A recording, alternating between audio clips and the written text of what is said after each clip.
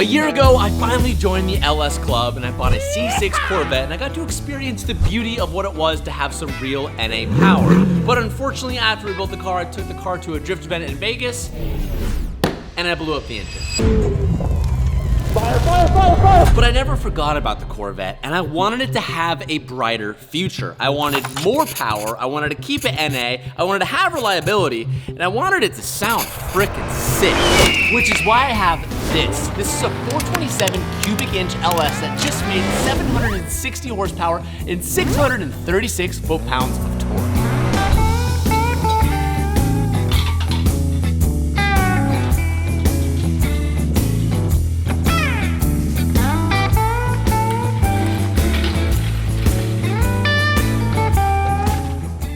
Here it is. This is my brand new 427 LS7 engine built by Gromm Racing. This new engine was built with purpose. I wanted something to make more power than before so I could eliminate the need for a supercharger or nitrous, and I wanted the engine to actually last and not explode. So I worked with Samir from Gromm Racing and race-winning brands to get everything necessary for what we think is gonna be a bulletproof package and be frickin' sick. We're using a Dart block, which is insane. It's an iron block, damn near indestructible. We have a Dart billet crankshaft, Dart cylinder heads, Dart single plane intake manifold, which is what's gonna make this thing sound so insane. We have Victory titanium valves. We have JE 2618 pistons with a 12.5:1 ratio and Manley connecting rods. Over the last few months, Samir has been getting all these parts from race-winning brands and has been building the engine and documenting the whole entire thing for us. He even threw it on the engine dyno himself and we got these amazing numbers. And now it's time for us to do the rest of the work and get this thing installed in the car to get the car fired up to finally bring the Corvette back to life. This one looks TJ proof, if you ask me. Like on the other one, is that what happened? We weren't running it. That's what I thought. It just had a little bit of a... I mean, Ian looked at the log too when the first one blew up and it was good, and then it just failed. Like there wasn't like a factor that said, oh, we were running lean or something was giving or lost oil pressure. It was everything and then nothing.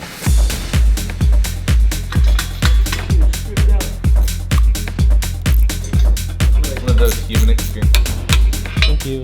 Now that we have enough stuff bolted on the engine, it's time for us to put it in for the first time. Now, Corvettes are notoriously an absolute nightmare to take an engine in and out of. Isn't that right, Ian? It's not that fun. So, we're hoping this goes in nice and easy. Now, typically when we have done this, you have to drop the whole entire rear subframe and front subframe and do a bunch of extra work. We're trying to do just a little bit less of that work and do it the old-fashioned way. So we have the front subframe lowered a little bit, power steering rack kind of out of the way, and we're gonna try to slip this motor in to make sure everything lines up, which it should, but we had to make a few little changes to the engine. We'll get to that later. Look at this beautiful piece of machinery. All right, pump, Calv. I'm pumping. I don't jork anymore. Anymore? That's a lie. He told me this morning, first thing I walked in, guys, just jorked today. Honestly, that's a true story. Okay, well listen, that was yesterday. Can we all help jork? Can we all help jork? No, I think it's just on you. I'm just a solo jork. Rendezvous.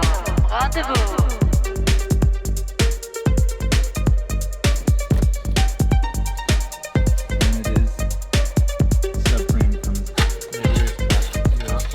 We're pretty close. I think it's close enough. Rendezvous. Ladies and gentlemen, the 427 is now in the Corvette. And before we go any farther, I'm gonna address a few things that kind of came up as curveballs that we're gonna have to change. So let's get into that. So if you can't notice, we actually had to change the valve covers. Shout out to Gromm Racing. They did this awesome Cerakote job with this American flag on the intake manifold and the valve covers, but these valve covers don't have any provisions to mount coil brackets. And because we're trying to get this up and running and driving as quickly as possible, we actually made the executive decision to take off this, which I know is sad. We're gonna lose horsepower by not running this American flag.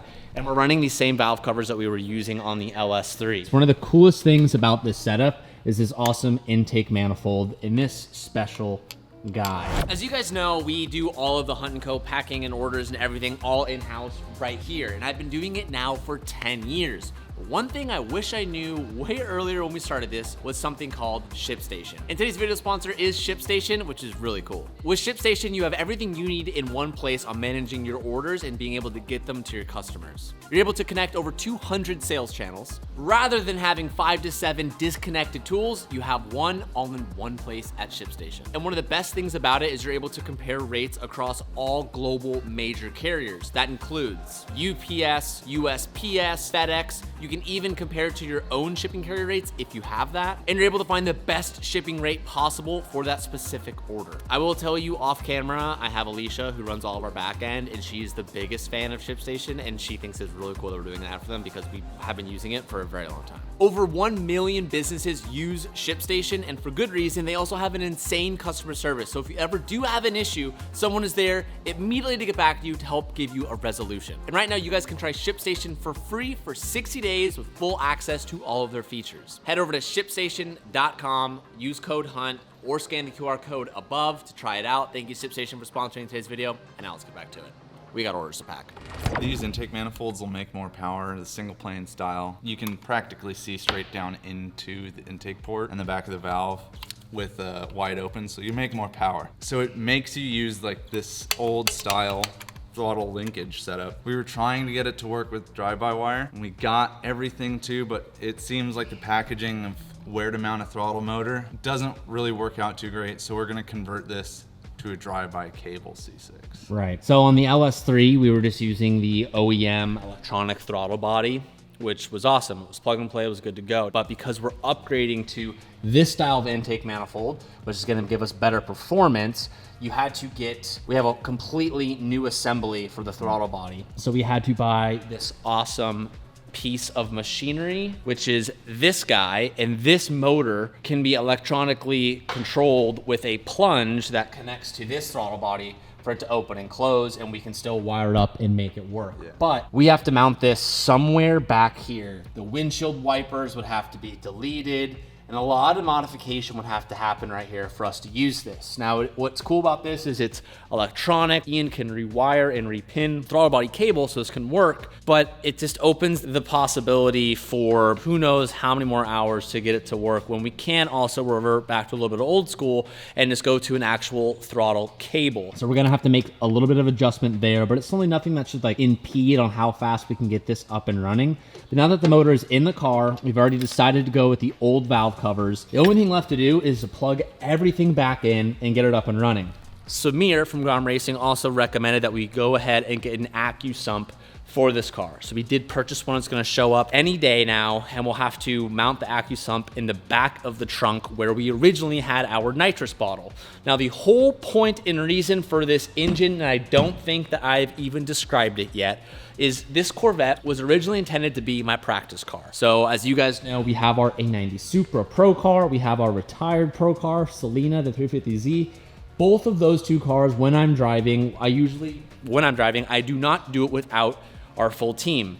Ian's usually always there, monitoring every single log on the car, tapping in with the electronics, seeing how the car is running. It requires a lot of tire changes, so you need someone there just to manage that and do tires, so when you're driving it, you can just be focused on driving the car. Because I didn't have a seat time car anymore, we bought the Corvette, an LS, reliable, not gonna burn as much tire, not gonna make as much horsepower, and can be an awesome, fun jam car. Now, because this car originally blew up and caught on fire, a lot of the wires got a little bit smoked and this got a little bit fried, but the actual wires themselves are all still intact, but nothing else really got damaged. When the block exploded, there was a little bit of an oil fire, but it didn't actually compromise any of the car or any lines or wiring, which is obviously super beneficial. So all we have to do now is just plug everything back in. And although this is a 427 LS7, everything still fits and is relatively plug and play other than the throttle body. So all of our original harness points and our plugins all route the same, they plug in the same. That was all kind of done with intention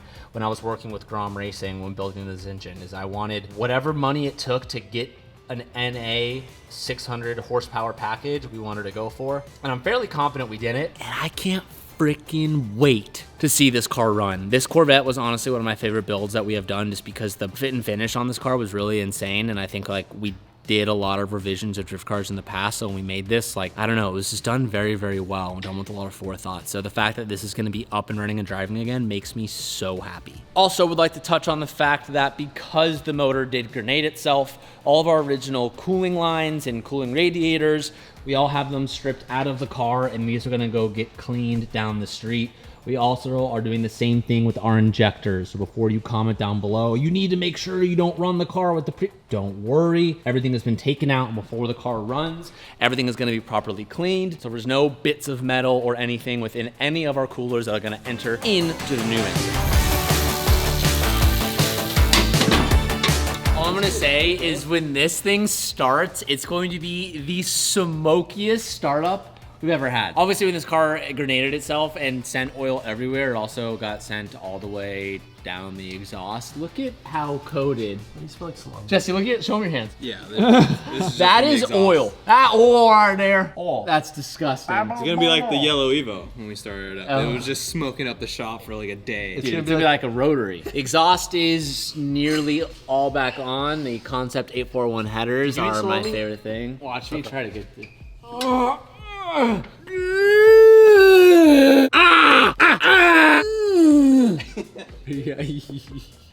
Yeah! Oh my god. One-handed is crazy. You think you can do it? Let's see if you can do it. Hold on, I got it. I got it. Eat my fucking ass. Oh, what the? I don't know how. That one must have been easy. Exhaust officially installed.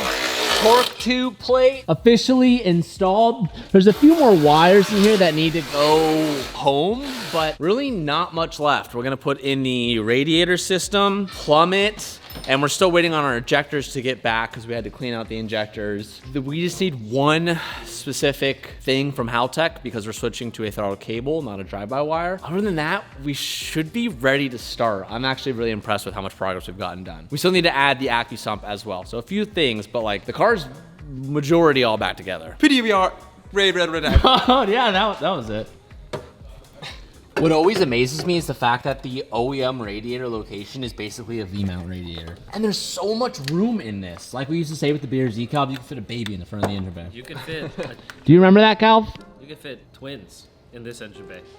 And lately, I've been getting a lot of comments of why haven't we dropped an M2 t-shirt for the M2 giveaway? Well, boys, I was one step ahead of you because we have 2 M2 shirts dropping this Friday, February 20th at 10 a.m. We have the first one right here, which is literally just the sickest design we've done in a long time. But boom, we got a second one. If you notice, there's a little Easter egg. That's Sabrina in the top right-hand corner. She's a beer girl from Germany. Both these 2 t-shirts are gonna be live on Friday. They obviously count towards the M2. Super clean, and our classic oversized heavyweight tee, 6.5 ounce. Super hyped on these, so stay tuned for that. I'm gonna remind you guys when we post our video on Saturday of that car run-in. And to spice things up, I'm gonna be giving away these pistons and rods from the original LS3 that we grenaded. So every order that is placed between this video going live in the next 24 hours, I'm gonna be picking 1, 2, 3, 4, 5, 6 random orders. You could spend $1 or you could spend $20 or 50 or 30, doesn't matter about the order price, but any order is gonna be counted towards me just randomly throwing in a piston. And right now, to spice it up, I'm gonna be throwing in 6 pistons and rods from the original LS3 that we grenaded into random orders that are placed between now and the next 24 hours of this video going live. You can spend $1, you can spend $100, doesn't matter. A random order that gets placed in the next 24 hours, I'm gonna pick 6 random orders and throw in these pistons and rods, and I'm gonna sign the bottom of the piston on all of these. So major love and shout out to everyone who's gotten something from the M2 giveaway so far. Still have a few more mods coming for this. I'm really excited about it, but thought this would be really cool rather than just throwing these away. We've gotten a lot of progress done in this video, but in the next video, we're gonna attempt to start the car for the first time and see what this thing is gonna sound like. Calvin's in the back hooking up the AccuSump that we're adding, which we'll all see in the next video. But it's time for the C6 to finally come back and get some more LS content on this channel. Stay tuned for the next video. I'll see you guys then. Peace out and keep moving forward.